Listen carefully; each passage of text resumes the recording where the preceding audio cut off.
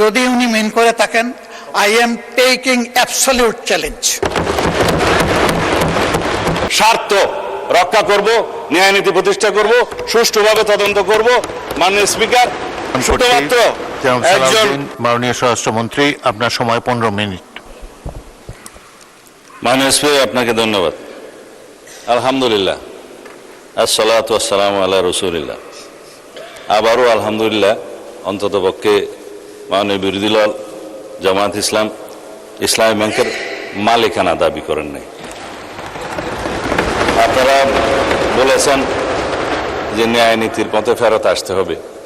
ওই ন্যায় নীতির পথে ফেরত আসার জন্য বাংলাদেশ ব্যাংক ব্যবস্থা গ্রহণ করবে। মাননীয় স্পিকার,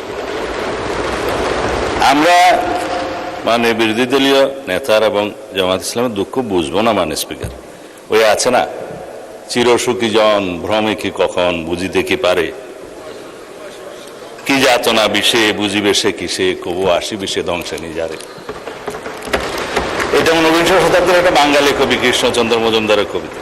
তার আরো কয়েকটা লাইন আছে, যতদিন ভবে না হবে না হবে, তোমার অবস্থা আমার সম, ঈষৎ হাসিবে শোনে না শুনিবে, বুঝে না বুঝিবে যাতনা মম। আমাদের এখানে কবি বেশি আছে মানুষ। তো এখন বটম আপ করি। মাননীয় বিরোধী দলীয় উপনেতা বলেছেন যে শেয়ারগুলো ডাকাতি করে কিনে নেওয়া হয়েছে। ইবনে সিনার 2% শেয়ার ছিল। মাননীয় স্পিকার, ব্লক মার্কেটে 3 গুণ দামে তারা শেয়ার বিক্রি করেছে। এটা তো রেকর্ড। পাবলিকলি লিস্টেড কোম্পানির শেয়ার ব্লক মার্কেটে 3 গুণ দামে বিক্রি করা হয়েছে। এছাড়া বর্তমান শেয়ার হোল্ডিং স্ট্যাটাস অনুসারে এখানে মাননীয় অর্থমন্ত্রী এখানে আছে 81%, 92% বোধহয় একটা গ্রুপের। তারা যেভাবে বললেন, আমি জানি না খতিয়ান, এটা স্ট্যাটিস্টিক্স বলছে। দয়া করে আপনারা না বললে খুশি হবে, আপনাদের বলার সময় আমরা বলি নাই।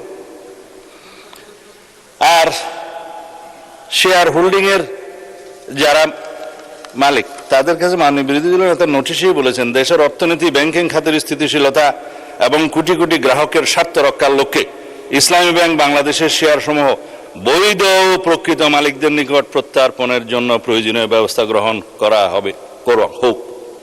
সেই বৈধ এবং প্রকৃত শেয়ার হোল্ডারদের কাছে এই মালিকানা ফেরত দেওয়ার যথাযথ ব্যবস্থা গ্রহণ করা হবে। মাননীয় স্পিকার, এখন কারা কত পার্সেন্ট শেয়ারের মালিক সেদিনও বক্তৃতায় বলেছিলেন, প্রকাশ করা হোক। মাননীয় অর্থমন্ত্রীকে অনুরোধ করছি, বাংলাদেশ ব্যাংকের গভর্নরের কাছে অনুরোধ করে জাতির সামনে প্রকাশ করা হোক। শেয়ার হোল্ডাররা তারা কিভাবে খরিদ করেছে, দ্যাট ইজ ডিফারেন্ট ডিবেট। সেটা দুদকের তদন্ত হতে পারে, মামলা হতে পারে, but share holder is share holder. Publicly listed কোম্পানির মধ্যে সেটা আলাদা ডিবেট এবং আলাদা তদন্ত হতে পারে। এখন বলা হচ্ছে আপনারা ব্যাংকের মালিক না, জামায়াত ইসলাম ব্যাংকের মালিক না। আবার বন্ধু, আমি নাম নিলে আবার এখানে 74-এ দাঁড়াতে পারেন, সেজন্য 2 জন এমপি ছিলেন, আরেকজন পরাজিত এমপি ছিলেন, আরেকজন নেতা ছিলেন। বক্তৃতা দিচ্ছি, ইসলামের উপর হাত দিবেন না। মাননীয় স্পিকার, ইসলামী ব্যাংক ইসলাম নয়, আমাদের জনাব মির্জা ফখরুল ইসলামও ইসলাম নয়, জামায়াতে ইসলামও ইসলাম নয়। সুতরাং সবকিছুতে ইসলামের উপরে হাত দিবেন না দোহাই দেওয়া কিন্তু ঠিক নয়। মাননীয় স্পিকার, আমি এবার পয়েন্ট টু পয়েন্ট আসি। এখন একবার যে ব্যাংক আজান দিয়ে তকবীরে লিল্লাহ দিয়ে দখল করা হলো, সেই ব্যাংকের দখলটা বেদখল হয়ে যাবে, এই যাতনা তো আমরা বুঝি। মাননীয় স্পিকার, সুতরাং যারা পর্দার আড়ালে থেকে গ্রাহক বলে রাস্তায় আন্দোলন করছে, ভিডিওটা দেখেন, তাদের রাজনৈতিক পরিচয়। আমাদের মধ্যে অনেকে তো গ্রাহক আছে, গ্রাহককে বলে দিয়ে হচ্ছে বলেন বলেন আপনার অ্যাকাউন্ট আছে, বলে যে আচ্ছা ঠিক আছে, কত, 2-3 লাখ টাকা আছে, পিছন থেকে খোঁচা দিয়ে বলছে বলেন 7-8 লাখ টাকা আছে, বলেছে। এটা রেকর্ড ভিডিও। তারা গ্রাহক হচ্ছে সেই রকম গ্রাহক। তা এখন পর্দার আড়াল থেকে নেমে পড়েছেন, এটা ভালো। বেপর্দা হওয়া, বেনাকাব হওয়া কোনো কোনো ক্ষেত্রে খারাপ, তবে এই ক্ষেত্রে ভালো হয়েছে যে মানুষ জানতে পেরেছে।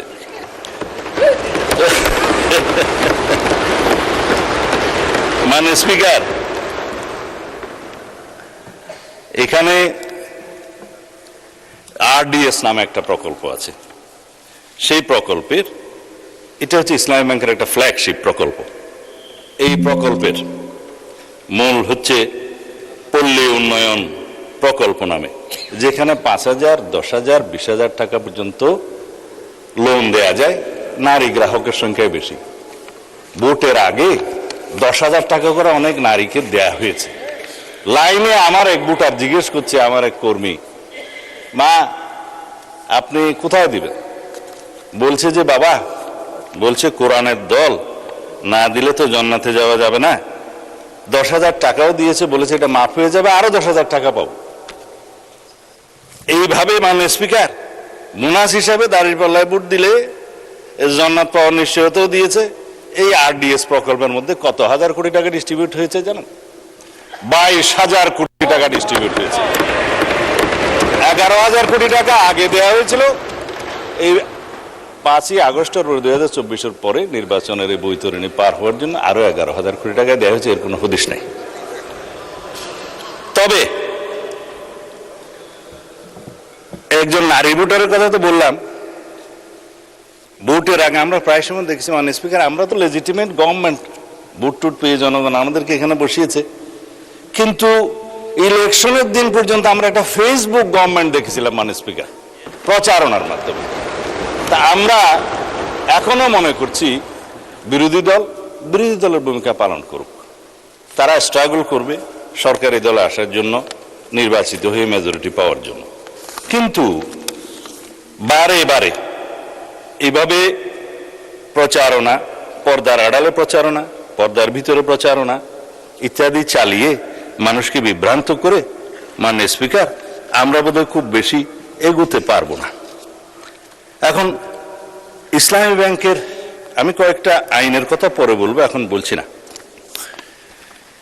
ইসলামী ব্যাংকের নবনিযুক্ত চেয়ারম্যান দায়িত্ব নিলে এবং এই চেয়ারম্যানকে দায়িত্ব পালন করতে না দিলে কি হবে সেটা আইনে বলা আছে। বাংলাদেশ ব্যাংকের ব্যাংক কোম্পানি আইন অনুসারে সেকশন 45, 46, 47 এবং লাস্টে 57-এ এই কথাগুলো বলা আছে। মাননীয় অর্থমন্ত্রী বলছে যে আইন উনি বলবেন, তা আমার একটু অভ্যাস খারাপ বলে আগে বলে দিচ্ছি। বাংলাদেশ ব্যাংকের নির্দেশ দানের ক্ষমতা, বাংলাদেশ ব্যাংক যদি এই মর্মে সন্তুষ্ট হয় জনস্বার্থে মুদ্রানীতি এবং ব্যাংক নীতির উন্নতির বিধানের জন্য কোন ব্যাংক কোম্পানির আমানতকারীদের স্বার্থের পরিপন্থী এবং ব্যাংক কোম্পানির স্বার্থের পক্ষে ক্ষতিকর কার্যকলাপ প্রতিরোধ করার জন্য যে কোনো রকমের সিদ্ধান্ত বাংলাদেশ ব্যাংক দেওয়ার এখতিয়ার রাখে এবং ব্যাংক কোম্পানিগুলো, সংশ্লিষ্ট ব্যাংক কোম্পানিগুলো উক্ত আইন নির্দেশ পালনে বাধ্য থাকবে। ব্যাংক কোম্পানির পরিচালক সেকশন 46 ইত্যাদির অপসারণ বাংলাদেশ ব্যাংকের ক্ষমতা, চেয়ারম্যান থেকে বোর্ড অফ ডাইরেক্টরস সবার। তারপরে আপনার 49-এ বাংলাদেশ ব্যাংকের অধিকতর ক্ষমতা আছে, 47-এ পরিচালনা পরিষদ বাতিলের ক্ষমতা আছে। বিস্তারিত পড়লে আমার ওই 15 মিনিটে খোলাবে না, সেই জন্য বলবো না। এই পরিষদ বাতিল করা এবং নির্দিষ্ট মেয়াদ পর্যন্ত নির্দেশনা দেয়া, এগুলো সব বাংলাদেশ ব্যাংকের এখতিয়ার, ব্যাংক কোম্পানি আইন। তাইলে আগে আইন পরিবর্তন করুন, বাংলাদেশ ব্যাংক কোম্পানি আইন পরিবর্তন করে তারপর আপনারা এই আলোচনায় আসেন। অন্যথায় রেগুলেটরি অথরিটি হিসাবে বাংলাদেশ ব্যাংক তার নিজস্ব ক্ষমতা বলে দেশের স্বার্থে, ব্যাংকে রক্ষা করার স্বার্থে এই সমস্ত কার্যক্রম তারা চালু করবে। মাননীয় স্পিকার, তারা তদন্তের কথা বলছেন, তদন্ত করার জন্যই তো। যদি এখন বলি আপনারা 5ই পরবর্তী এই ব্যাংকের যারা লোন গ্রহণ করেছে, আমি নামই বলি, নাবিল গ্রুপকে 700 কোটি টাকা এলসির এগেনস্টে লোন দেওয়া হয়েছে, পরে এই মালামাল বিক্রি করে ব্যাংকে টাকা ফেরত দেওয়া হয়নি। দুষ্ট লোকেরা বলে সেটা কোনো এক দলের নির্বাচনী তহবিলে লেগেছে। এবং তারা একটা টিভি চ্যানেল প্রতিষ্ঠা করেছে এবং সেই টিভি চ্যানেলটা কোন পক্ষে খেলছে সেটা আমরা জানি। তার ব্যাংক লায়াবিলিটি হচ্ছে 16,000 কোটি টাকা। তার বিরুদ্ধে তদন্ত কেন হচ্ছে না? সেই জন্য তদন্ত হবে মাননীয় স্পিকার। এখন লান্তাবুর গ্রুপকে হেড অফিসের অ্যাপ্রুভেল ছাড়া নির্বাচনের আগে 40 কোটি টাকা লোন দেওয়া হয়েছে, যার কোনো সদুত্তর নাই। এগুলো তদন্ত হবে মাননীয় স্পিকার। সোশ্যাল কর্পোরেট রেসপন্সিবিলিটি নাম দিয়ে যারা ঢাকা থেকে কক্সবাজার পর্যন্ত বিমানের টিকিট পর্যন্ত ব্যাংকের থেকে করিয়েছে, সেগুলোরও তদন্ত হবে মাননীয় স্পিকার। রেকর্ড আছে, এগুলো পত্রিকায় প্রকাশিত হয়েছে। এই আরডিএস প্রকল্প থেকে, এলসির এগেনস্টে লোন দেয়া থেকে, এই যে গ্রুপের কথা বললাম, নামও তো মনে নেই, লান্তাপুর না কি যেন, লান্তাবুর, এগুলো তদন্ত হবে। এই তকবির দিয়ে ব্যাংক দখল করার পর যাদেরকে চক্রচ্যুত করা হয়েছে তাদের সংখ্যা হচ্ছে 9,000। অন্যায্যভাবে কোনো আইন কানুন না দেখিয়ে তাদেরকে নিয়ম বহির্ভূতভাবে চাকরিচ্যুত করা হয়েছে। তারা প্রায় সময় ডেমনস্ট্রেশন করে রাস্তায়, আপনারা দেখতে পারেন পত্রিকায়। শুধু তাই না, 6,000 নতুন নিয়োগ দেওয়া হয়েছে, তাদের সবাই একটি রাজনৈতিক মতাবলম্বী লোক, এবং তাদেরকে কনফার্ম করা হয়েছে 50%, আর 50% করার তালে আছে, তদন্ত হলে আর পারবে না। 13,000 প্রমোশন দেওয়া হয়েছে, যারা যেই ক্যাটাগরি থেকে প্রমোশন পেয়ে যে ক্যাটাগরিতে যাওয়ার কথা না, 2টা-3টা করে প্রমোশন দেওয়া হয়েছে। এই নিয়মগুলো তো হয়েছে মাননীয় স্পিকার, ইসলামের নামেই তো হয়েছে বলে মনে হয়। তো সুতরাং এগুলো তদন্ত হলে হয়তোবা আমাদের কারো কারো নাম ওখানে চলে আসতে পারে। এই তদন্ত হোক, টাকা কোথায় সরানো হয়েছে সেটা তদন্ত হোক। যেহেতু দাবি করা হয়েছে যে এস আলম গ্রুপের লক্ষ কোটি টাকা পাচার করার যে অভিযোগ তোলা হয়েছে, আমরা দাবি করছি মাননীয় স্পিকার, সমস্ত অর্থ পাচারের তদন্ত করা হোক, বাংলাদেশ ব্যাংকের নেতৃত্ব করা হোক, যারা বাংলাদেশের টাকা, মানুষের টাকা পাচার করেছে বিষয়ে সকলের বিরুদ্ধে তদন্ত করা হোক। শুধু অভিযোগ দিয়ে ক্ষান্ত হইলে হবে না, কিন্তু এগুলো তদন্ত করা হবে মাননীয় স্পিকার। এই যে ইন্টারিম গভর্নমেন্টের সময় দখলদারিত্বের এবং মব সৃষ্টির একটা পায়তারা যে ছিল, সেগুলোরও তদন্ত করা হবে। তারা কোথায় কোথায় কার কার নামে লোন দিয়েছে, কর্পোরেট সোশ্যাল রেসপন্সিবিলিটির টাকা কোথায় ব্যবহার করা হয়েছে, নির্বাচনের আগে সেই তহবিল কোথায় গিয়েছে, আরডিএস প্রকল্পের টাকা কত লোককে দেওয়া হয়েছে, কিভাবে দেওয়া হয়েছে, সেগুলো ফেরত আনার ব্যবস্থা করা হবে, তদন্ত করা হবে মাননীয় স্পিকার। এখন সেজন্য বলছিলাম, কি যাতনা বিষয়ে বুঝিবে সে কিসে, কবু আসিবে সে ধ্বংসে নিজারে। আমরা ন্যায় নীতি প্রতিষ্ঠা করতে যাচ্ছি, আপনাদের আহ্বান মতো যে এখানে দুনিয়াতে ন্যায়ের নীতি প্রতিষ্ঠা করা হবে, সৎ পথে ন্যায় আশা করা হবে। তো ন্যায় একজনের জন্য চাইবেন, আপনাদের জন্য চাইবেন না, তা তো হতে পারে না। আমরা সকল গ্রাহকের এবং শেয়ার হোল্ডারদের স্বার্থ রক্ষা করব, ন্যায় নীতি প্রতিষ্ঠা করব, সুষ্ঠুভাবে তদন্ত করব। মাননীয় স্পিকার, শুধুমাত্র একজন চেয়ারম্যান নিয়োগকে নিয়ে যে অভিযোগ করা হয়েছে বাংলাদেশ ব্যাংক থেকে, তার প্রত্যুত্তরে বলা হয়েছে এই অফিসারের, এই চেয়ারম্যান যাকে নিয়োগ দেওয়া হয়েছে তার বিরুদ্ধে কোনো অভিযোগ প্রমাণিত হয়নি, কোনো তদন্ত নাই। যদি নতুনভাবে অভিযোগ আসে সেটা তদন্ত হবে। এখনো পর্যন্ত তো সে প্রিজাম্পশন অফ ইনোসেন্স নীতি অনুসারে তার বেনিফিটটা পাবে, যে তার বিরুদ্ধে শুধু অভিযোগ আনা হচ্ছে মৌখিকভাবে বা পত্রিকায়, সেই অভিযোগের তো তদন্ত হয় নাই। সুতরাং প্রিজাম্পশন অফ ইনোসেন্স হিসাবেই সে তার বেনিফিটটা পাবে। যদি অভিযোগ আনে, তদন্ত হবে, তখন সেটা দেখা যাবে। এবং হি হু সিক্স ইকুইটি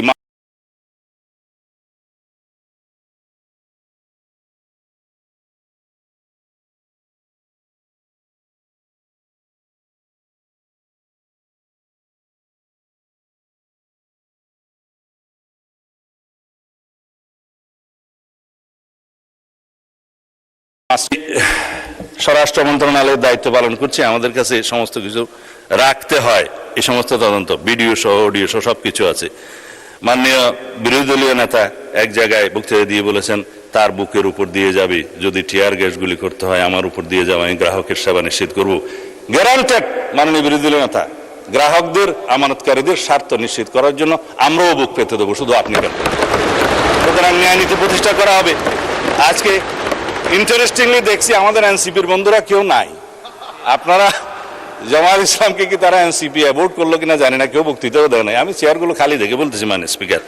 তবে এখানে একটা দাবি রাখি, অন্যায্যভাবে যাদেরকে চাকরিচ্যুত করা হয়েছে তাদের সবাইকে চাকরি ফেরত দেওয়ার জন্য একটা তদন্ত পরিচালনা করা হোক। আর যাদেরকে রাজনৈতিক বিবেচনা চাকরি দেওয়া হয়েছে তাদের কয়টা সঠিক নিয়োগ হয়ে গেছে সে বিষয়েও তদন্ত করা হোক। মাননীয় অর্থমন্ত্রীকে অনুরোধ করছি, Bangladesh bank as regulatory authority of the banks, central bank, তার যথেষ্ট ক্ষমতা আছে, ব্যাংক কোম্পানি আইনের ক্ষমতা দেওয়া আছে, সেই জন্য সেভাবে যায়। ধন্যবাদ মাননীয় স্পিকার। আমি 1 সেকেন্ড। ধন্যবাদ মাননীয় স্বরাষ্ট্রমন্ত্রী। আমি বক্তব্য রাখার জন্য আহ্বান জানাবো বিরোধী দলের নেতা ডাক্তার, খুব ভালো হয় আপনি যদি 8 মিনিটে আপনার বক্তব্য শেষ করেন। মাননীয় স্পিকার, এত গুলি কামানের পরে মাত্র 8 মিনিট? আপনাকেও কামান দেওয়া হবে, বলতে থাকেন। আমি বলতে থাকি, আপনি যখন থামায় দিবেন আমি থেমে যাব। Thank you. ধন্যবাদ মাননীয় স্পিকার। নোটিশটি উত্থাপন করেছিলাম জনস্বার্থে। বক্তব্য সবাই যখন দেয় জনস্বার্থেই দেয়। আমরা বিরোধী দলের পক্ষ থেকে পর্যন্ত 4 জন কথা বলেছেন, বা 5 জন আমি এখন বলছি। আমার মূল বক্তব্যে যাওয়ার আগে মাননীয় সংসদ সদস্য এবং স্বরাষ্ট্রমন্ত্রী খুব চমৎকার কিছু কথা বলেছেন, এগুলো একটু স্মরণ করতে চাই আমি। উনি বলেছেন যে shareholder is shareholder. সে কিভাবে শেয়ার হোল্ডার হয়েছে এটা পরে দেখা যাবে। এটা পরে কেন? এটা তো আগেই এক্সপোজ হয়ে গেছে। সারা দুনিয়া জানে, উনি জানেন না। উনার মতো একজন বিজ্ঞ মানুষ, আমি এটা বিশ্বাস করি না। এই ব্যাংক থেকে উনি একা নিয়েছেন তার নিজের নামেই 82,000 কোটি টাকা, আর তার সমুদয় শেয়ার যেগুলা তিনি কিনেছেন 82% মালিক হয়ে গিয়েছেন, এগুলার মূল্য হচ্ছে মাত্র 12,000 কোটি টাকা। অর্থাৎ তিনি কইর তেল দিয়ে শুধু কই বাঁচেন নাই, কইও বাঁচছেন, শোল মাছও বাঁচছেন, এবং সবগুলা ব্যাংক থেকে ডাকাতি করা টাকা। সেই শেয়ারগুলা কিভাবে হস্তান্তর হয়েছে তিনি একটা প্রতিষ্ঠানের নাম এখানে বলেছেন, সবগুলা বলে দিলে ভালো হইতো। এই ধরনের সকল শেয়ার হোল্ডারের উপরে বিশেষ একটা এজেন্সির মাধ্যমে প্রচন্ড চাপ ক্রিয়েট করে তাদেরকে বাধ্য করা হয়েছে তাদের শেয়ার হস্তান্তর করতে। এরা তো হস্তান্তরের জন্য এই শেয়ারগুলা কিনে, তারা যুগ যুগ ধরে এই ব্যাংকের সাথে ছিল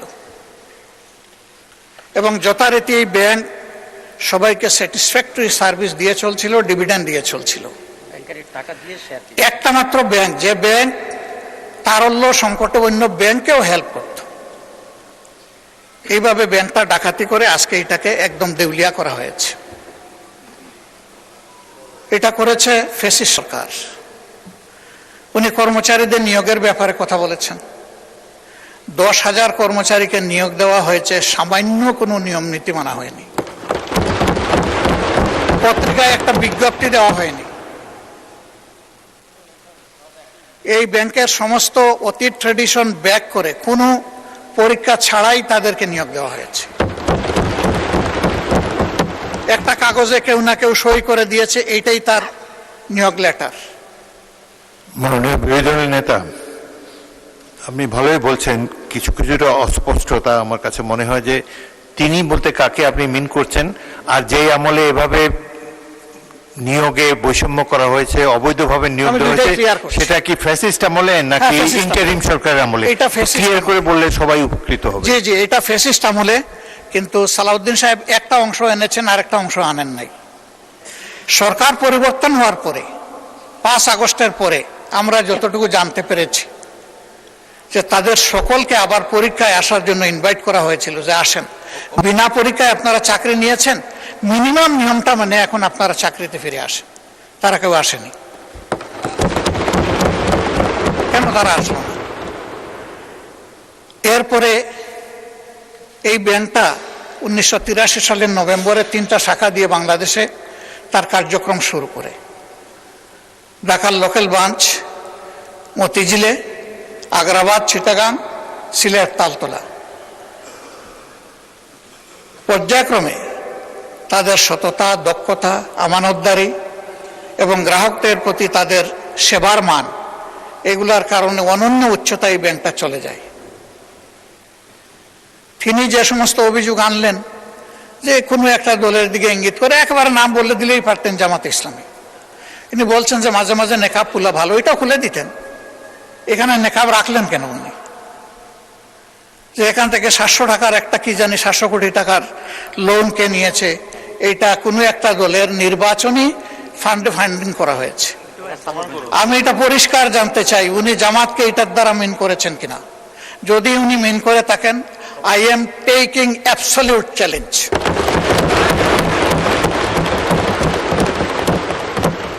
তিনি এটা প্রমাণ করতে পারলে আমি তাকে একটা মেডেল দিব পার্সোনালি।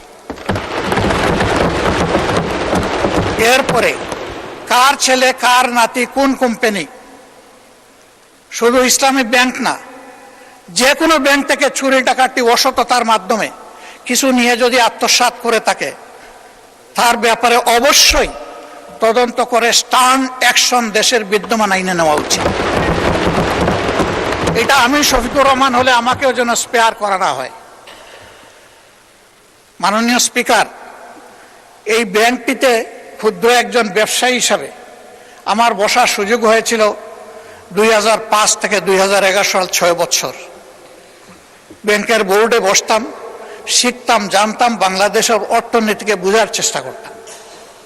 সেই সময়টা এই ব্যাংক এককভাবে বৈদেশিক রিমিটেন্সের 32% পর্যন্ত আর্ন করত। তার ডিপোজিট, তার তারল্য, তার ইনভেস্টমেন্ট, সকল টার্নওভারে ইনপ্যারালাল একটা ব্যাংক ছিল। সবগুলা সরকারি ব্যাংক মিলেও তার সমতুল্য ছিল না। কিন্তু তখন বয়ান বানাতেন একজন বিশেষ অর্থনীতিবিদ, ডক্টর আবুল বারাকাত। তিনিও আঙ্গুল তুলতেন জামাত ইসলামের দিকে, যে এখান থেকে জামাত ইসলামী হাজার হাজার কোটি টাকা নিয়ে যাচ্ছে। তার এই বয়ানের ভিত্তিতেই শেষ পর্যন্ত এই ব্যাংকে অভ্যুত্থান করা হলো, দখল করা হলো, 15.5 বছর দুঃশাসন চালানো হলো। কই প্রমাণ কোথায়? 15.5 বছর তো কম না। এখনো আবার একই তালে যদি কথা বলা হয়, আমি বলবো আমরা কি আবার সেকেন্ড আবুল বারাকাত হতে যাচ্ছি? আন্দাজ অনুমানের ভিত্তিতে কোন মহিলার কোন কোটেশন সংসদের মতো একটা প্রেস্টিজিয়াস জায়গায়, এগুলো আসলে আমরা আশা করি না। ওই মহিলাকে সংসদে হাজির করা হোক, যদি কোনো প্রভিশন থাকে সংসদে গণশুনানিও হোক, অসুবিধা নাই। আরডিএস প্রকল্প কোনো দলের নয়, কোনো ধর্মেরও নয়। আমি নিজে বোর্ডে ছিলাম, আমি জানি এখানে বিভিন্ন ধর্মের মানুষ এখান থেকে বেনিফিশিয়ারি। এখানে দল ধর্ম দেখা হয় না, এখানে টার্গেট গ্রুপকে প্রাধান্য দেওয়া হয়। উনি কত 11,000 কোটি টাকার একটা রেফারেন্স দিয়েছেন। কে নিয়েছে এটা? আমি, আমার সহকর্মীরা? যদি এরকম হয়, দলের ফান্ডে যদি 1 টাকাও আসে, আমি বলবো সার্চ লাইট দিয়ে এটা তালাশ করে আমাদের বিরুদ্ধে যেন অভিযোগ। মাননীয় বিরোধী দলের নেতা, আপনাকে ওনাদেরকে 15 মিনিট বলেছে, আপনাকে 7 দিয়েছি, আরো 8 মিনিট বলেন আপনি। মাননীয় স্পিকার, আপনাকে ধন্যবাদ। আমি যা আশঙ্কা করছি সেটা এখন বলতে চাচ্ছি। ব্যাংকে পরিবর্তন যে কোনো সময় আসতেই পারে। ব্যাংকের স্বার্থে আসতে হবে, গ্রাহকের স্বার্থে আসতে হবে, মালিকের স্বার্থে আসতে হবে। আমি এই ব্যাংকের একজন মালিক, আমার 10 টাকা মূল্যের একটা শেয়ার আছে। আমি আমার এই শেয়ারের দাবি কখনো ছেড়ে দেব না। আমার এই 10 টাকা মূল্যের শেয়ারের পক্ষে আমি আমার রাইট ধরে রাখার জন্য, এস্টাবলিশ করার জন্য যা করা দরকার তাই আমাকে করতে হবে। আমি তার রাজনৈতিক পরিচয় করব না, আমি করব এই ব্যাংকের একজন গ্রাহক হিসাবে, একজন মালিক হিসাবে। এইভাবে রাজনৈতিক পরিচয় থাকা কোনো দোষের বিষয় নয়। আর এই ব্যাংকের গ্রাহক শুধু জামাত ইসলামের মানুষরাই নয়, এই ব্যাংকের গ্রাহক বিএনপির বহু লোক আছেন, আমার পরিচিত অনেক লোক আছে, অন্যান্য দলের আছে, অন্যান্য ধর্মের আছে। এটা সকলের ব্যাংক। এই ব্যাংক একক কারণ না। ওই ব্যাংকের গায়ে লেখা নাই যে এই ব্যাংক এরাই শুধু সুবিধা নেবে, বাকিরা পারবে না, এরাই শুধু গ্রাহক হতে পারবে, বাকিরা পারবে না, এই ধরনের কিছু লেখা নেই। এগুলো হলো বানায়ট বয়ান। ব্যাংকটাকে ধ্বংস করেছেন শেখ হাসিনা এস আলমকে তার হাতিয়ার হিসেবে ব্যবহার করে। আমরা এখন স্পষ্টত দেখতে পাচ্ছি সেই এস আলমকে আবার ফিরে আসার পথ করে দেওয়া হয়েছে। এর প্রমাণ এই যে ডেপুটি গভর্নর বাংলাদেশ ব্যাংকের সাবেক, তিনি রংপুরের রিজিওনাল ম্যানেজার থাকা অবস্থায়, ডিরেক্টর থাকা অবস্থায় অনিয়মের 52 লাখ টাকার অভিযোগ তার বিরুদ্ধে প্রমাণিত হয়েছে, তাকে তখন শাস্তি দেওয়া হয়েছে। আর 5 আগস্টের পর তিনি স্বৈরাচারের দূষর এবং দুষ্কৃতকারী হওয়ার কারণে তিনি শেষ পর্যন্ত এখান থেকে বাধ্য হয়েছেন চলে যেতে। সেই লোকটাকে এনে এখানে বসানো হলো। তিনি যখন ডেপুটি গভর্নর, তখন এস আলমের সকল অপকর্মের তিনি ছিলেন সহযোগী, এবং সেই হিসাবে তিনি একটা প্রাইজ পেয়েছিলেন।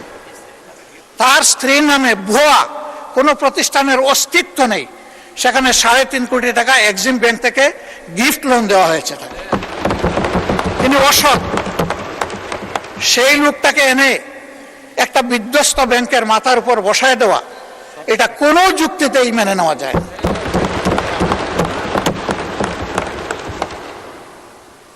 সরকার অবশ্যই সবকিছু চালাবেন, ক্রেডিট হলেও সরকারের, ডিসক্রেডিট হলেও সরকারের, কিন্তু জনগণের পারসেপশনটা কি এই ব্যাংক নিয়ে, এটা অবশ্যই সরকারকে বিবেচনায় নিতে হবে আমি মনে করি। সরকার বিবেচনায় নিলে দেশ লাভবান হবে, জাতি লাভবান হবে। ইসলামী ব্যাংক কোনো কারণে যদি আরো ক্ষতিগ্রস্ত হয়, আমি ব্যক্তিগতভাবে মনে করি বাংলাদেশের অর্থনীতি মাটির সাথে বসে যাবে। আস্থার এটি একটা পিরামিড। এই পিরামিড হেলে অথবা বিধ্বস্ত হয়ে গেলে ব্যাংকিং ব্যবস্থার উপরেই মানুষের অনাস্থা তৈরি হবে, এবং এই অনাস্থা বাংলাদেশের জন্য কোনো ভালো বার্তা বয়ে আনবে না। যারা রিমিটার, তাদের কষ্টে অর্জিত টাকা বাংলাদেশে পাঠায় পরিবারের জন্য, দেশবাসীর জন্য, তাদের মধ্যে এখন অস্থিরতা তৈরি হয়েছে। আমি হজের সফরে মাত্র 11 দিনের জন্য গিয়েছিলাম। সেখানে এই ব্যাপারে অনেকের উদ্বেগ, সরাসরি প্রশ্ন শোনার সুযোগ পেয়েছি। এতে দেশের অর্থনীতি ক্ষতিগ্রস্ত হবে। রেমিটেন্স প্রবাহ যদি বাধাগ্রস্ত হয়, আমাদের মাত্র 2টা সোর্স, একটা রেমিটেন্স, আরেকটা হচ্ছে আরএমজি। আরএমজিও এখন বিভিন্ন চ্যালেঞ্জের ভিতর দিয়ে অতিক্রম করছে। রেমিটেন্সও যদি বিপদে পড়ে যায়, তাহলে আমাদের দেশের অর্থনীতিটা গিয়ে কোথায় দাঁড়াবে মাননীয় স্পিকার? এই সবগুলোই তো আমরা বিপদে পড়ে যাব। এই জন্য আমরা অনুরোধ করব, জোর জবরদস্তি করে যাদের কাছ থেকে এই শেয়ারগুলা ডাকাতি করে নিয়ে যাওয়া হয়েছিল, অনতি বিলম্বে সসম্মানে সেই মূল্যেই তাদের কাছে আবার শেয়ারগুলা ফিরিয়ে দেওয়া। এরপরে সরকার সকল নিয়ম কানুন মেনে বোর্ড গঠন করবে, পরিচালনা করবে, আমাদের পূর্ণ সমর্থন থাকবে। এই ব্যাপারে আমাদের কোনো আপত্তি থাকবে না।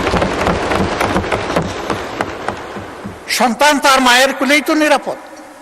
ওরা তো সৎমা হয়ে এসেছিল, ওদের কোনো দরদ ছিল না, ওরা ডাকাতি করেছে। এখন আবার যদি অসৎ লোকদেরকে দিয়ে এই ব্যাংক পরিচালনা করা হয়, যা আছে তাও শেষ হয়ে যাবে, উধাও হয়ে যাবে। আমাদের উদ্বেগটা এই জায়গায়। তখন যখন এই সমস্যা দেখা দিয়েছিল, মাত্র 4 দিনে ওখানে 70,000 কোটি টাকা ব্যাংক থেকে মানুষ উত্তোলন করে ফেলেছিল। আমরা একটু অনুরোধ জানিয়েছিলাম একজন গ্রাহক হিসাবে, ছোট্ট একজন মালিক হিসাবে, একটু ধৈর্য ধরুন, ব্যাংকটাকে বাঁচতে দিন। থেমে গিয়েছিল। এখন কি বলবো মানুষকে? এখন তো বলার কিছুই খুঁজে পাচ্ছি না। এই জন্য আপনার মাধ্যমে আমি মাননীয় প্রধানমন্ত্রীকে বিশেষভাবে অনুরোধ করব, বিষয়টা নিয়ে তিনি যেন সিরিয়াসলি ভাবেন। কোনো পূর্ব ধারণা থেকে নয়, বাস্তবতার ভিত্তিতে এই ব্যাংকটাকে বাঁচাতে হবে।